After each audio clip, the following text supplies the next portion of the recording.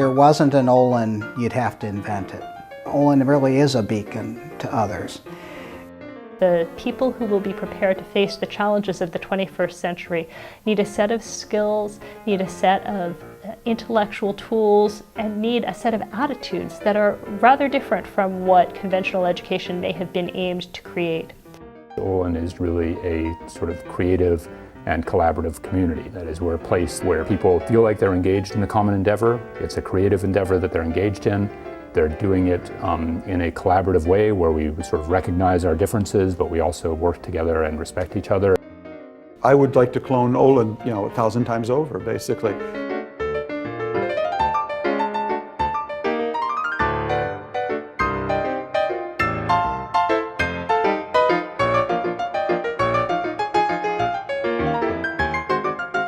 I'm working on renewable energy, so mostly photovoltaics.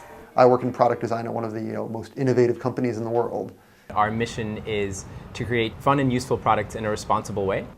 Olin prides itself in producing a different kind of engineer, and I'm a very different kind of engineer. I'm a filmmaker.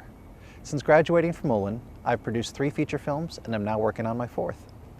And it's not just one particular magic bullet that Olin has that makes it special. It's the combination of the students that are here, the faculty, the interactions between them, the curriculum, the location, and all of these things kind of being brought together and allowed to interact. I think one of the things that makes Olin really different from other engineering schools is our student-centered take. That it's really focused on students doing sort of hands-on project work and choosing the direction that they want to take, rather than sitting in class, doing what we tell them, doing the homework that we tell them. On the first day of one of my classes at Olin, I kind of walked into the room and my professor starts out saying, a good class will teach you the material. It'll teach you what you need to know. But a great class will change the way you think.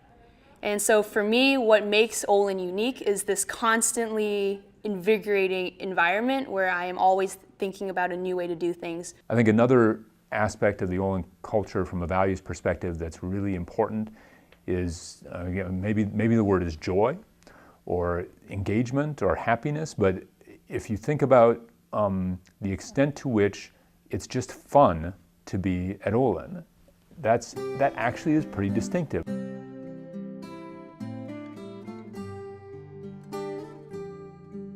On the academic side, I think my favorite class was the one that was taught by John Stoke and Rob Martello. It was called The Stuff of History. And it's a combination of material science and history, so specifically looking at Paul Revere, which at first to me seemed like such a bizarre combination, and I had no idea how they were going to pull it off. However, Rob and John being who they are, they did it flawlessly. And that was the first and actually only class in my entire academic experience where I walked out after the final and I did a little check to myself and I realized, oh my goodness, I had fun taking that final. We started out with wonderful intentions and these great plans and extensive syllabi, and they were all fun, and by about 2 weeks in, people were just totally breaking down. Students were crying, the stress was out of control, and it was clear the train was just going off the tracks in a major way, and we decided to just cancel class one Friday, and we put up a bouncy castle down on the soccer field and turned on the music. We had this nice kind of chill out day on the lawn, and it was a really fun day, but it also was a really important sort of turning point for Olin, because it was an example of Olin institutionally stepping back and saying, hey, we screwed up.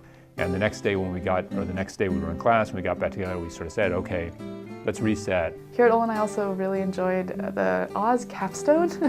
I think about that sometimes, yeah. And that was a really great experience that I think I would not have had anything close to anywhere else, right?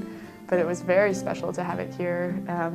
And I gave a concert, a senior recital with my bassoon, and Diana had composed a piece that involved my bassoon, and it was very unique and very special.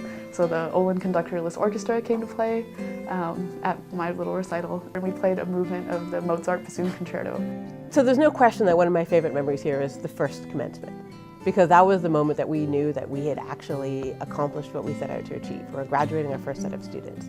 So that was definitely a really sort of striking moment. When I visited Olin for the first time in December of 2009, I came during the finals week, and obviously everyone was hilariously busy working, staying up.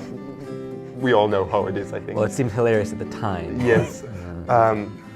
And the faculty, what struck me at the time was that faculty took the time to come into the dorms and basically have this story time where they brought their children and they read books to the students for an hour or two, and they just spent time making sure that everyone was okay.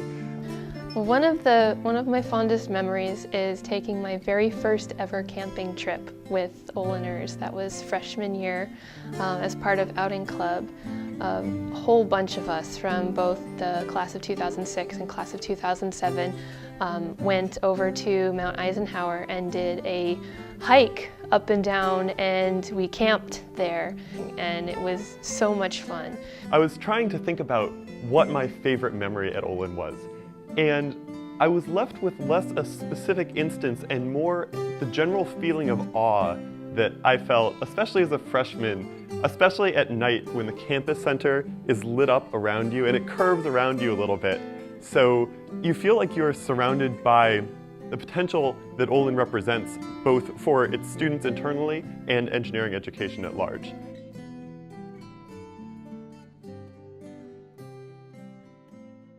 I would really like to see us make sure that we not only sort of maintain, but sort of reinvigorate some of the great things about the Olin culture that have made the first 10 years possible.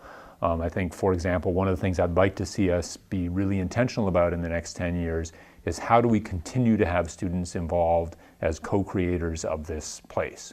My dream is that one day Olin will have another partner year where there will be some incoming new students and some existing students that will hang around with the faculty for a year and pretty much try and do some reinvention. So maybe not as drastic as the original partner year, but something approaching that. So I hope that Olin will continue to kind of crank these people out and, keep giving these people that opportunity to experience something that's not traditional, to keep encouraging that creativity, to keep encouraging that innovation. So in 10 years, I would really like Olin to be the same but different. I love that everybody can work together and that there's this great community and that Olin students are dedicated, and the professors are dedicated, and everybody has this great community. But I also really love the fact that we're innovative and we're trying new things.